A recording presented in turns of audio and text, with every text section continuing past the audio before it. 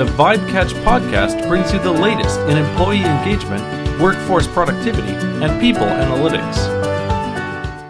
Hello and welcome back to the Vibecatch podcast. I'm Janne again and speaking with Dasa Suissa.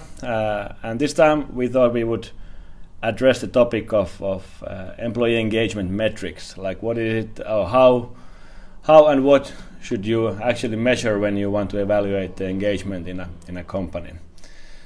So Dasa, is this the topic that you've been sort of working with in your recent past? Yes, sure.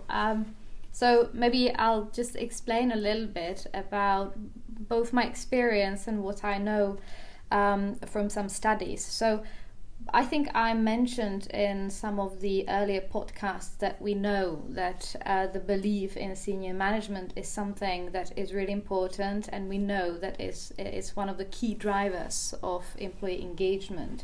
So this is definitely something that is important to measure, and that's possible to measure through various questions. But what I would like to point out is that it should be always measured not only in the quantitative way, so like using various scales, but it should also be measured qualitatively. So in other words, giving the employees the opportunity to comment in their own ways, because purely quantitative statements or questions can never pick up on the actual subtleties of the employee experience. So that's definitely one of the topics, big topics, that should be part of the employee engagement measurements. The other dimension that we know is important is the direct relationship between an employee and their line manager. So again, this is something that needs to be addressed through various questions or statements, and it relates to how much employees trust in their line manager, what the relationship really looks like, how goal setting, for example, works, what kind of conversations they engage in. Many possible topics, and again, like in the previous dimension, it's really important to dive into also the qualitative dimension to get for the opportunity for the employees to get the opportunity to really comment qualitatively as well.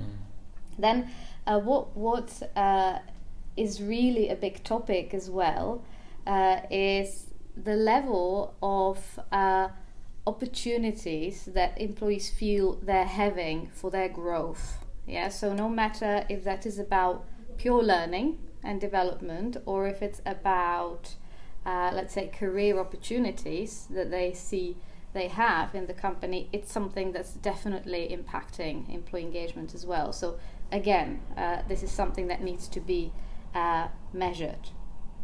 Then another dimension that comes to mind is the quality of relationships people have with their peers, with their colleagues. So the general atmosphere in the team. So it's not just the line manager or the company's direction that impacts on how employees experience their jobs, but it's also the quality of relationships. And I see that this is sometimes a forgotten, or at least an undervalued dimension of employee engagement.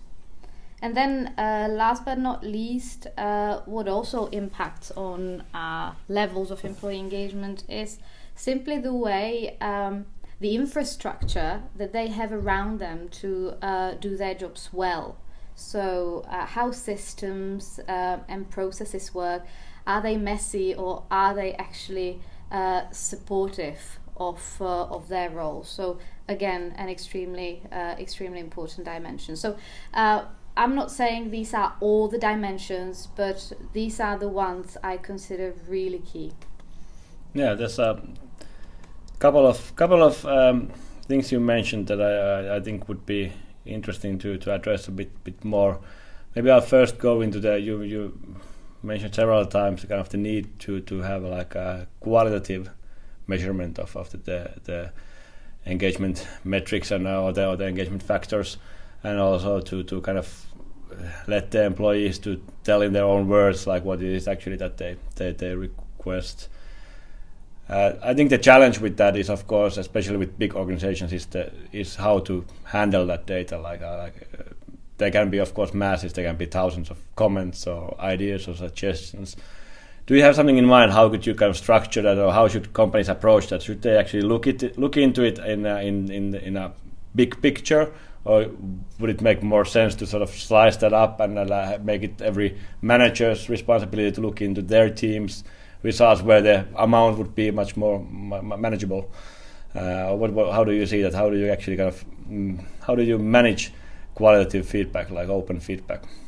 Yeah, that's a fair challenge or question, and there's probably more than one ways how to approach that. Also depending on the size of the company, on whether or not they have an HR department, or even on the size of their HR department. So companies who have, let's say, HR business partners looking after certain departments, probably will have an easier way how to actually dive deeper into the qualitative feedback, because if one HR business partner looks into the feedback of one department, that makes it easier than if one HR director tries to do the same for 2,000 or even 10,000 employees, right? So having an HR business partner in place and having them engaged in this kind of like survey is, I would say, very important, not only for the employee engagement levels, but purely for the impact on performance, because that's something we were talking about as well, like all these links between employee engagement and performance. So that's I guess one of the ways, like untangling it through HR business partners, who then can work with line managers and address the qualitative feedback even further through various workshops with their employees, because these workshops always give even more opportunities to for people to actually explain what they meant by their qualitative feedback. So one of the things I would say is that the qualitative feedback as such is not an improvement tip just yet, but it opens the door for a finer discussion, the result of which can also be an improvement tip. Yeah, I think ideally it is actually something that you can sort of then facilitate to kind of iterate together with the employees to actually kind of form the solution or form the improvement idea that then also kind of has the support from the employees if they have been sort of if it's initiated originally by them, and if they have been involved in the sort of making that into a concrete action or concrete improvement in the company. I think that is a interesting approach. I think, yeah, like you said, with the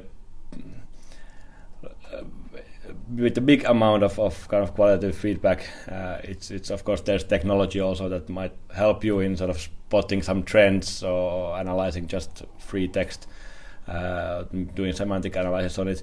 But I think it's really in my opinion, I think if you kind of want to find out the right things or find out the ideas that you then want to move forward, then it really requires, in my opinion, still like a human factor in it, which can be the business partner, it can be the manager, and then of course in that case the kind of amount of the data has to be somewhat restricted. But I think that is still it requires someone to sort of moderate and facilitate the process a bit and to make it into concrete improvements. So I think that's very interesting. Then what about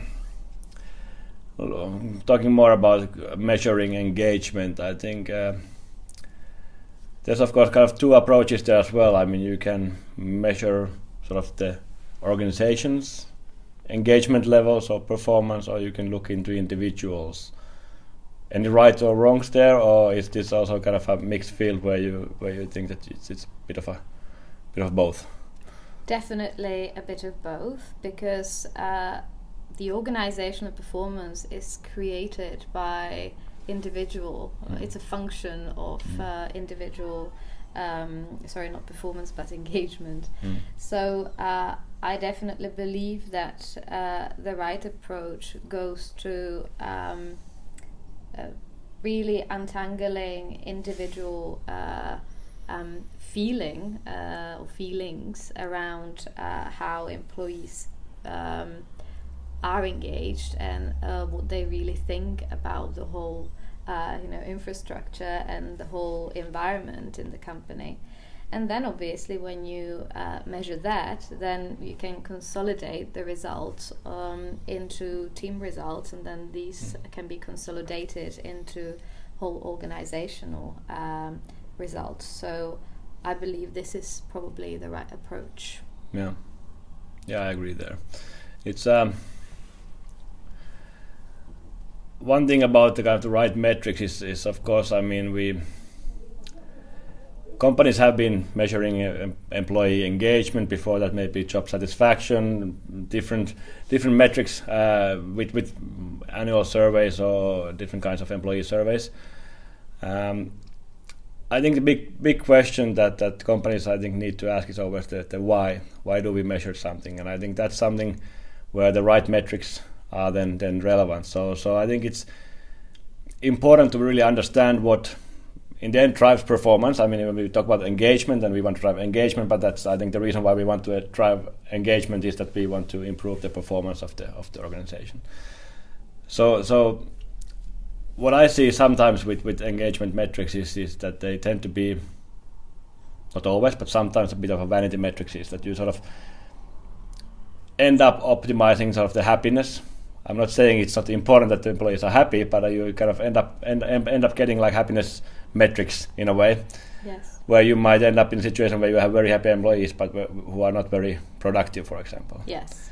Is there anything that you could kind of share into that area? Like, what are the kind of, I mean, you addressed that in the beginning a bit, but kind of really kind of how to understand the different sort of impacts of different factors for employee engagement. Yes. So I would probably refer myself back to how we started.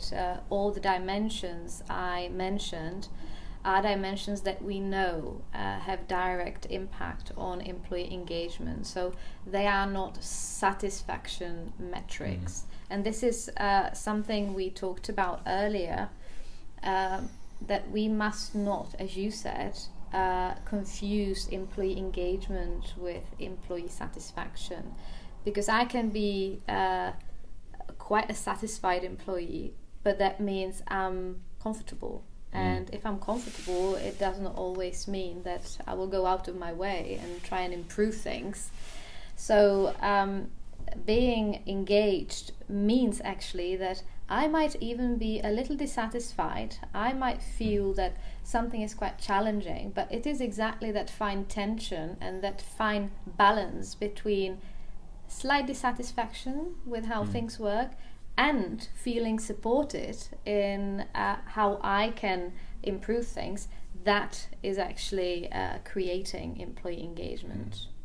Yeah, and I think with that in mind, I think it's very important that the managers also, regardless of like what level managers are, but if you are managing a team or an organization, I think it's so important that they also understand sort of the basics of motivational theories there as well, like how does something impact performance. Like it's not about like removing all the stress, or it's not about about that. It's really kind of, like you said, the fine balance between sort of the kind of giving the employees enough challenges, but not kind of overloading them with things, and also providing them with the environment where they feel trusted, and they kind of can be creative, can have a good team spirit. So that's kind of it's really important to understand like what really affects and how can you actually improve the overall performance, and what are the bottlenecks in terms of productivity. Exactly. And what I would add to that is that